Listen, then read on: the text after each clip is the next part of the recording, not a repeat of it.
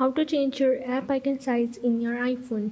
Hey guys, in this quick tutorial I'm going to show you that how you can change your app icon size in your iPhone. So the steps are really easy and simple. So now let's get started. So first of all you have to go into your iPhone settings, and from here you have to scroll down.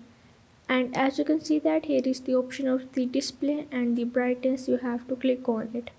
Now as you can see that here in the appearance there is the many various options like the text size. If you click on it, from here you can adjust your preferred reading size below, like you can increase it or decrease it. And from here you can add the true tone and add the night shift. Now how you can change the app icon size, you just have to go into your display zoom, and as you can see that there is two options. One is the larger text and the second one is the default.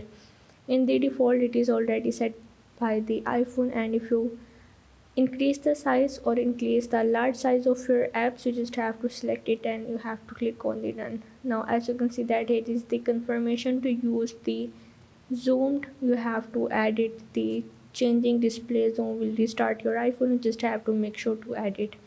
And this is how you can add the or they change the app icon size in your iPhone. So if this video helped you out, make sure to like and subscribe the channel, and see you in the next video.